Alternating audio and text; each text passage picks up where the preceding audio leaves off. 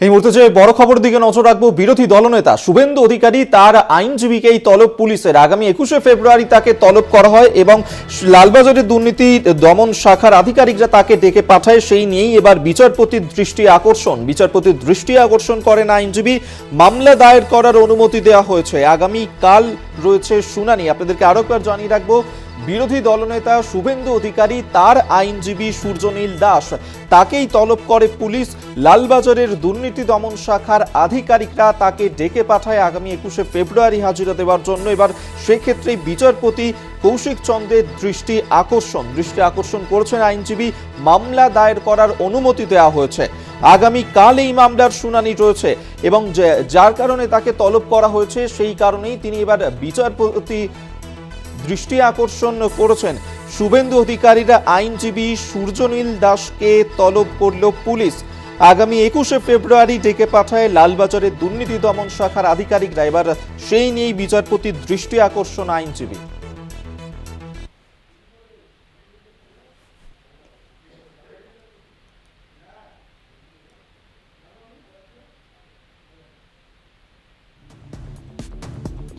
প্রায় ২.৫ বছরের অপেক্ষার পর খুশির জোয়ার বইছে ১০০ দিনের কাজ করা শ্রমিকদের মধ্যে।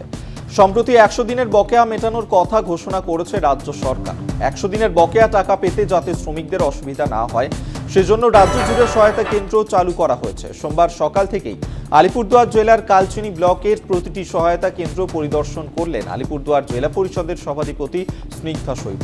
শুনলেন সাধারণ মানুষের অভাব অভিযোগ।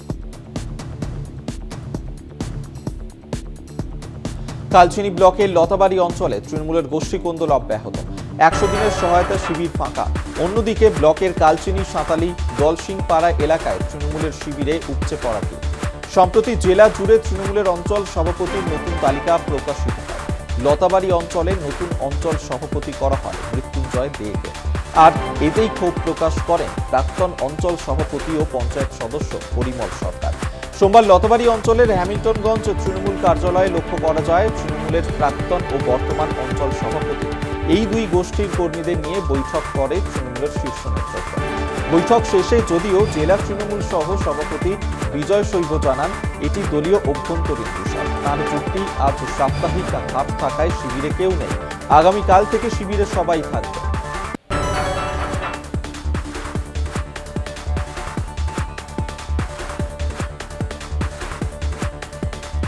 আজ সন্দেশখালীতে জাতীয় মহিলা কমিশনের চেয়ারপারসন রেখা শর্মা বাড়ি বাড়ি গিয়ে মহিলাদের সঙ্গে কথা, ডিজি ও স্থানীয় পুলিশের সঙ্গে সাক্ষাৎ। কথা বলবেন রাজ্যপালের সঙ্গেও, পরিস্থিতি খতিয়ে দেখে তা জানাবেন রাষ্ট্রপতিকে, এমনটাই জানান রেখা শর্মা। সোমবার সকাল 10টা নাগাদ কলকাতা বিমানবন্দরে নামেন তিনি। বিমানবন্দর থেকেই সরাসরি রওনা দেন সন্দেশখালী।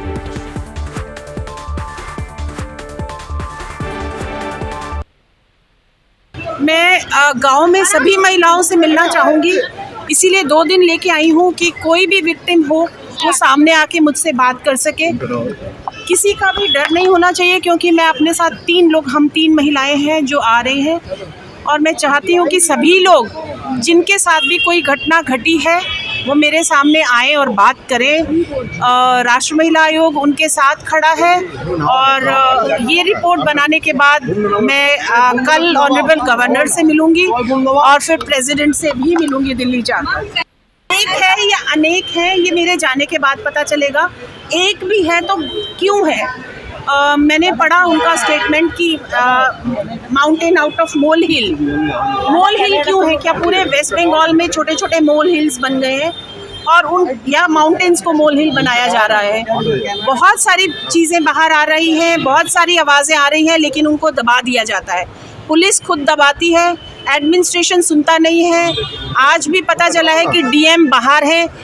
जहाँ भी मैं कभी जाती हूँ डीएम कभी नहीं मिलते हैं, एसपी कभी नहीं मिलते हैं। जो आरोपी हैं अब तक गिरफ्तार से बाहर। और पुलिस क्या इतनी इनकम्प्रूव है कि वो अरेस्ट नहीं कर पा रही? क्या पुलिस सिर्फ विक्टिम्स के रिलेशंस को अरेस्ट करने के लिए है? চোপড়ায় 4 শিশু মৃত্যুর ঘটনায় তোলপাড় রাজ্য রাজনীতি। কাঠগোড়ায় বিএসএফ। এই আবহে মঙ্গলবার চোপড়া যেতে পারেন রাজ্যপাল। আজ দুপুরেই কলকাতায় ফিরছেন সিবি আনন্দ। এরপর সোমবার রাতে দার্জিলিং মেলে কিষানগঞ্জ স্টেশনের উদ্দেশ্যে রওনা দেবেন রাজ্যপাল।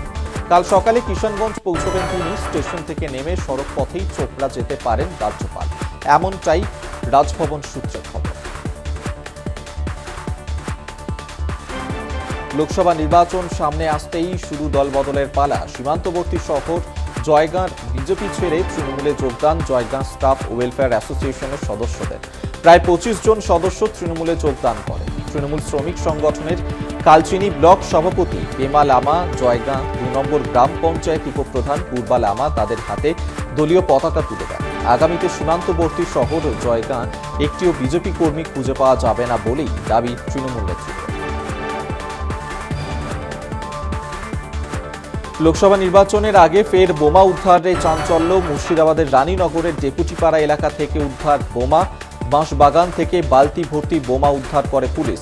৫টি সকেট বোমা এবং একটি শিশি বোমা উদ্ধার হয়েছে বলেই পুলিশ সূত্রে খবর। ভোটের আগে এই পরিমাণে বোমা কারা মজুত রাখছে তদন্তে নেমেছে পুলিশ। বোমা উদ্ধারে আতঙ্কিত গ্রামবাসী।